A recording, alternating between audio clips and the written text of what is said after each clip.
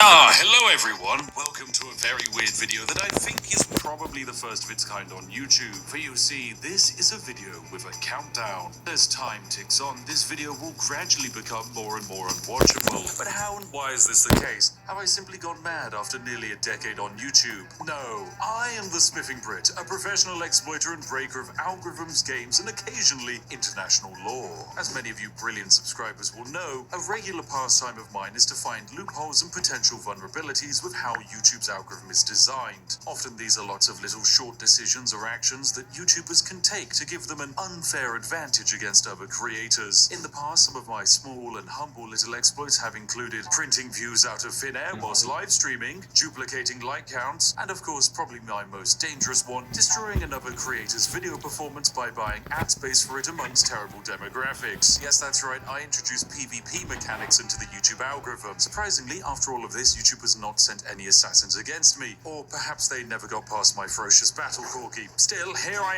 am, once again, shouting from the rooftops that my next grand experiment is ready, and here you stand ready to be a glorious set of guinea pigs. My goal for this video is to manipulate YouTube watch time over a greater level than we've ever achieved. We have done previous videos where we increase watch time and retention on shorts, or videos that you must watch at a slower speed, and this has taught us that viewer retention and average viewer statistics are quite possibly the most valuable in determining how much YouTube wants to push a video. However, my previous experiments have lacked one important statistic: length. So before we dive into this video's experiment, it's time for a quick explainer of the modern YouTube algorithm, what's changed, why it's important, and how we can break it. So make sure you're comfortable, you've grabbed a warm cup of tea, as this is where the fun begins. YouTube's entire role is to recommend the right videos to the right person. If you like watching videos about medieval cooking techniques, then YouTube will serve them up to you. You'll see them on your home feed, you'll see them underneath videos you watch, they'll automatically play in the up next section. There will simply be no escape from these medieval cooking videos once you've started going down that rabbit hole. However, YouTube will actually serve up these videos based on a few criteria. So YouTube monitors you. They want to know what language you speak, what channels you're currently watching, and what videos you interact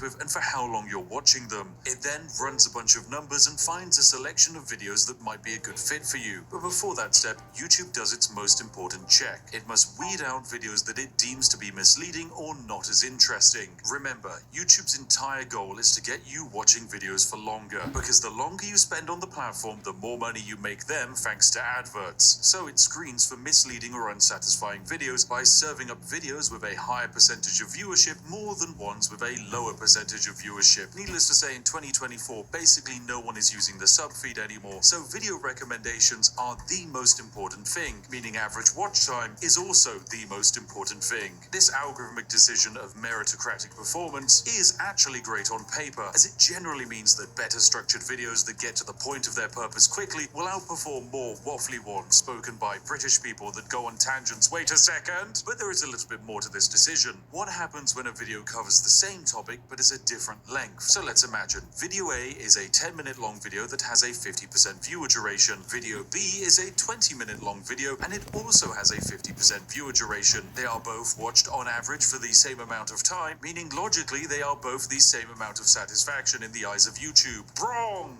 YouTube will massively favor video B. It's got higher watch time, baby. So that video will not only get more views, but it will also make more money for the creator. This creates a weird calculation where in some examples, longer equals better. There are some very extreme examples of terrible creators exploiting video length for profit, like for example this one here. Wait, hang on a second, that's my Victoria Free live stream. This video here is the second most viewed Victoria Free video in the entire world. There are thousands of Victoria Free videos, and yet this nearly 4-hour-long live stream VOD is the second best of them. Why is this the case? Is it because it's a well-crafted, well-edited, perfectly executed idea? No. It is a good video, but it's just statistically broken. Because it's such a long video, the average watch time is over 1 hour and a half. This means that this stream has 3 times the average watch time as the next best video has total length. That's also my video, by the way. It's handcrafted, took us a lot of time to make, and very well executed. But statistically, it's terrible. The result out so that this stream outperformed massively, and thanks to my dastardly strategy, it suppressed other videos in the recommendation feed, allowing me to make over £64,000 off of a 4-hour stream. Thanks YouTube, that was perfectly balanced. Oh wait, you're probably not used to creators talking about how much they actually make.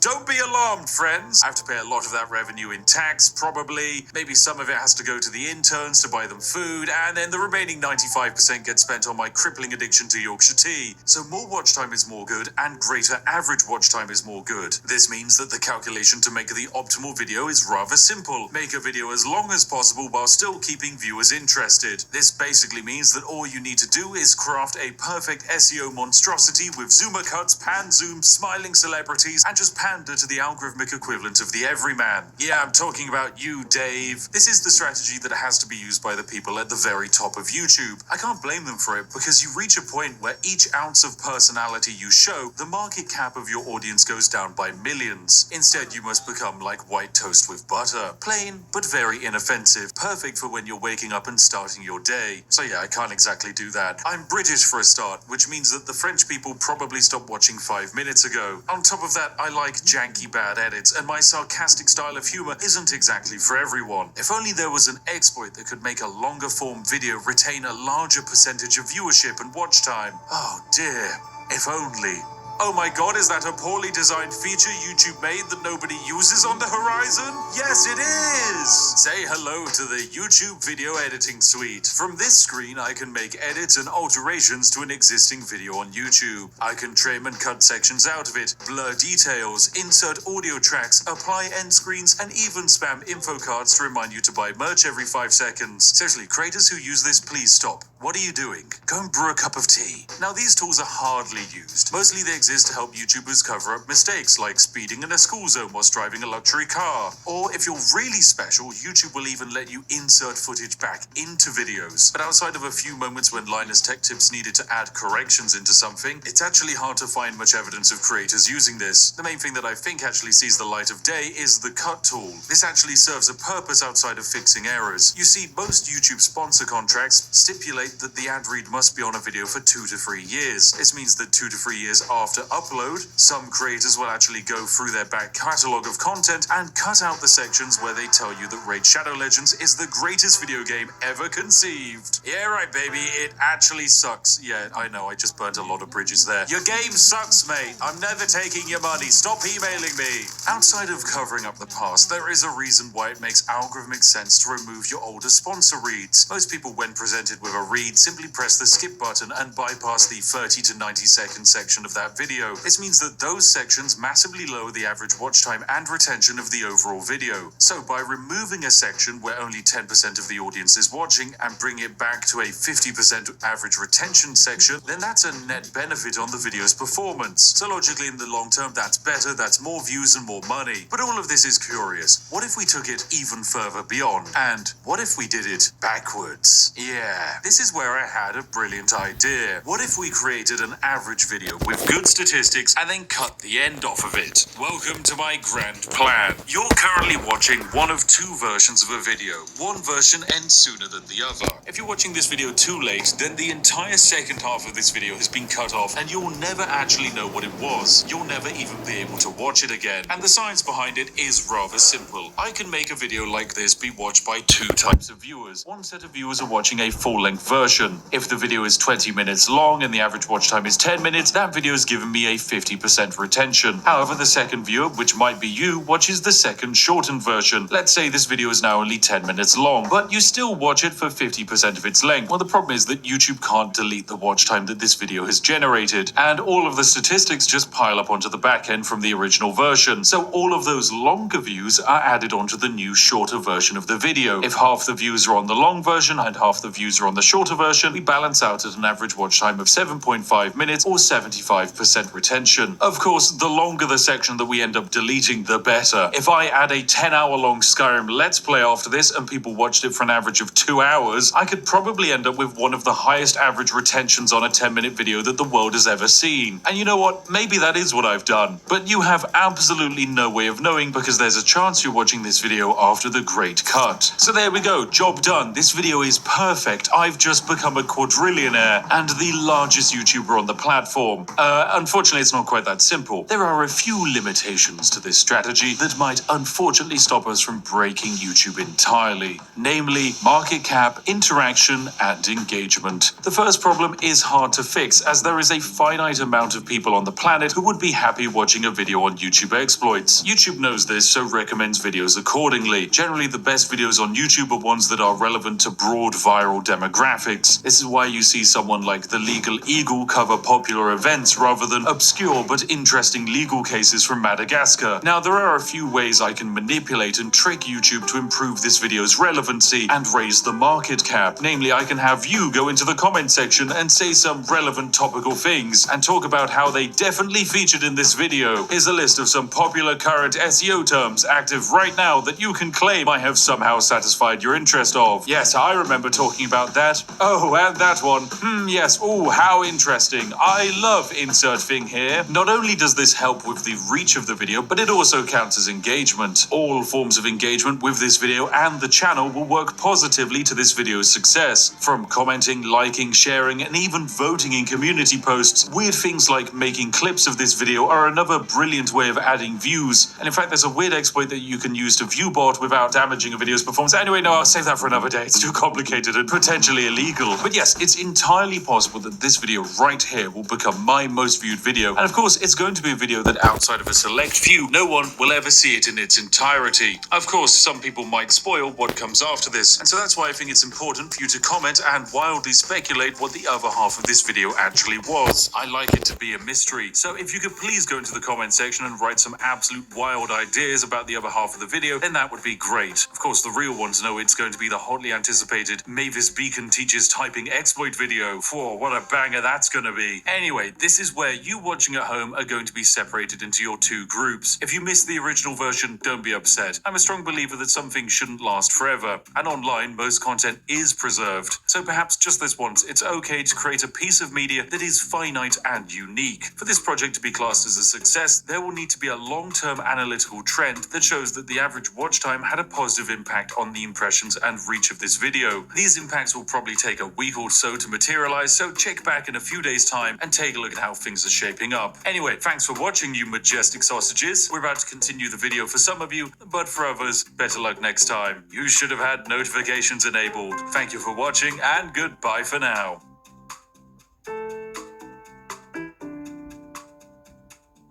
Right, welcome ladies and gentlemen to the other half of the video. This is something that not everyone's going to see, and who could have guessed it? It is a British food, snacks and drinks tier list, because I know that for too long people have been wondering what my incredibly important opinions are, and today we will answer them, for this is quite possibly the most important thing you can ask a British person, and one of the most critical determining factors when it comes to knowing whether to trust a human being or to distance yourself from them. So yes, let's start with this lovely tier list. It's going to of course begin with Aero chocolate bars. Now these are quite fun. They're kind of like chocolate bars with air pockets in them, and you know what, I'm gonna say they're pretty good. They're nice, they're very tasty, but they can be a bit sickly. As far as chocolates go, it is definitely pretty good category. Then we have After Eight mints. These are basically mint chocolates. They're very strong and minty, and many people like them. However, I don't think they're that great because I don't like mint chocolate. I think that's a terrible idea. If I want mint, I'll just eat toothpaste, mate. Then we've got Heinz beans. I'm actually gonna combine Heinz beans and cheese with beans on toast in the not great category. This is probably the most controversial opinion of the night, and I'm sure many of you are currently hammering into the keyboard that I should yeet myself off of Big Ben. However, I just think beans are bad. They're just a bad vessel for food, and adding them to bread and cheese doesn't exactly improve the situation. So yeah, not great. Then we've got black pudding, otherwise known as blood pudding. It gets its name because it is basically blood mixed with herbs and barley. Definitely quite a disgusting food when you think about it. However, I think it's bloody lovely. I guess I'm just too British for some people. And yes, we in the UK never stopped quite eating like we were in the Blitz or we were role-playing feudal peasants. Then we've got Bounty chocolate bars. These are a disgrace to Britain. It's just disgusting. Just the worst chocolate bar. I hate it. Then we've got bourbon biscuits. Oh, these are fantastic. These are bloody lovely. A chocolate biscuit with a layer of chocolate cream on the inside. Oh, dipping that into a cup of tea is a blessing.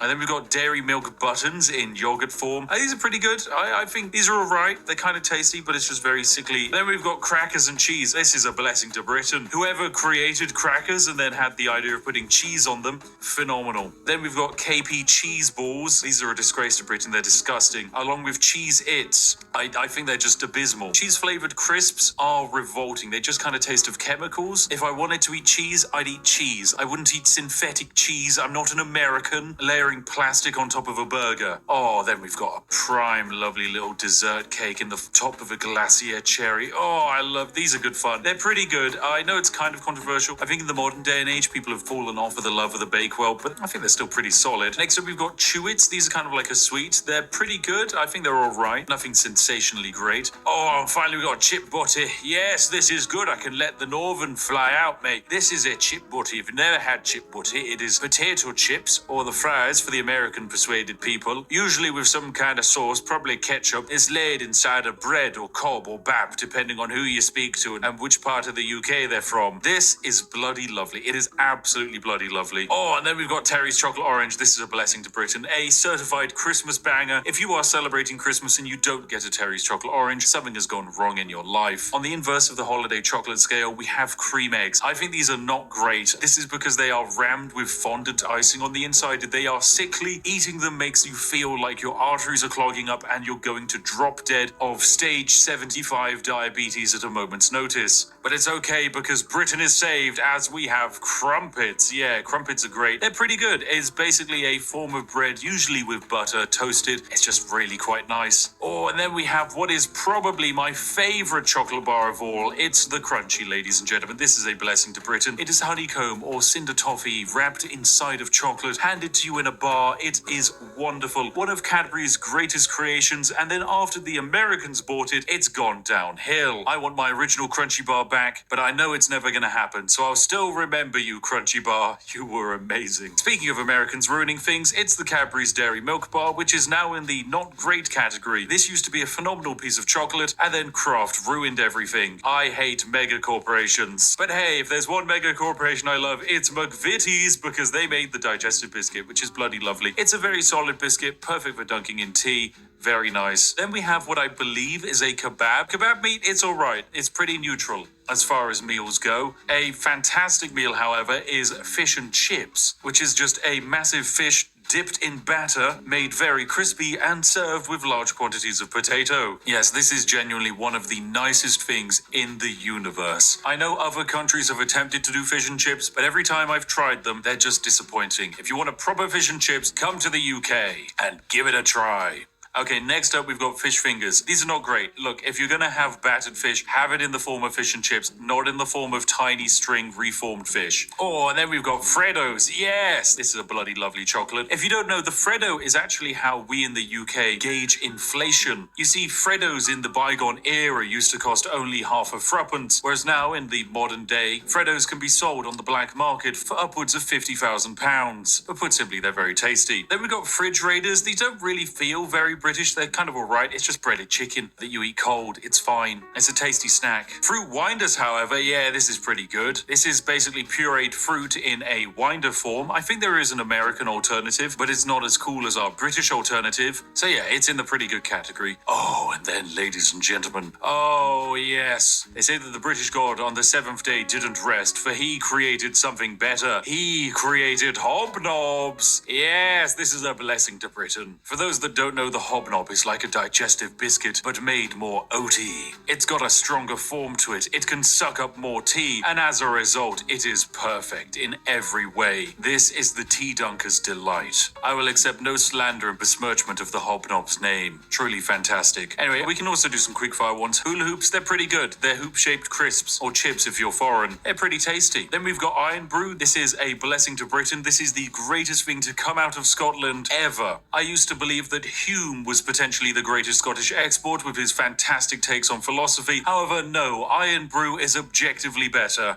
It tastes fantastic, and it is so good that for a while America banned it. It has no discernible taste, and if you were to describe it to someone, you wouldn't be able to. Safe to say, you need to try some Iron Brew. Okay, next up we've got Jaffa Cakes. Once again, another controversial opinion. I think they're just alright. Okay, look, if you grew up watching the Yogscast, you're probably going to be quite angry at me, but Jaffa Cakes, they're just kind of, they're fine. I'm not going to dunk it into tea. It's got terrible form for that. So for a biscuit slash cake, yeah, it's just not very good. Oh, then we've got Hartley Strawberry Jam. This is pretty good. It's a solid form of jam. Nice to put on your toast, nice to put on your crumpets, nice to put inside of your chip butties. I'm not going to judge. But for an even better formation of jam, you have Jammy Dodgers. This is a biscuit with jam on the inside, and it's bloody lovely.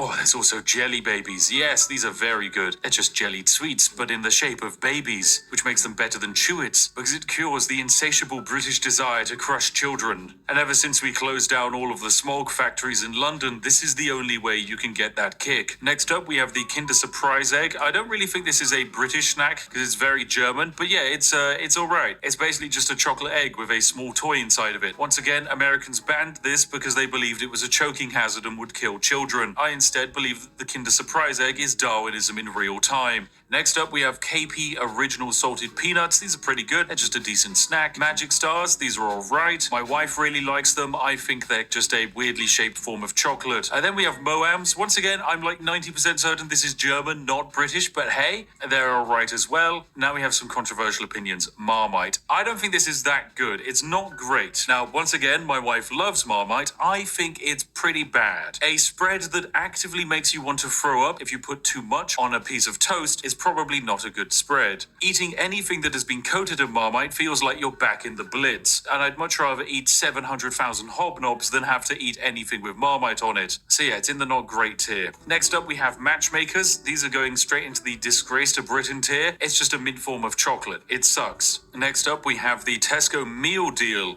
This is going to go into the It's Alright tier. Basically, for those of you that don't know, in the UK, we can go into most major supermarkets and pick up a sandwich, a snack, and a drink, usually for a round price. Recently, I picked up a Tesco Meal Deal, which netted me 3 sandwiches, a pot of watermelon, and a large drink, all for the low cost of £4. So yeah, it's pretty good. And whilst relying on them entirely will probably lead you to an early grave, for the nation's tradespeople, the Tesco Meal Deal is a glorious invention. Okay, next up we've got Millionaire's Shortbread, which is a shortbread topped with a very thick layer of caramel and then topped off with chocolate. This is bloody lovely. It's one of the tastiest things ever created. I love it. If something will kill me, it's gonna be this, and it would be a brilliant way to go out. Okay, then we've got a selection of crisps, place them all at the same time. Mini cheddars are going in the not great category. You know my opinion on cheesy crisps. Monster Munch are going in the pretty good category. Pom Bears are going into the bloody lovely section. Skips are going into pretty good. Watsons are going into a disgrace section.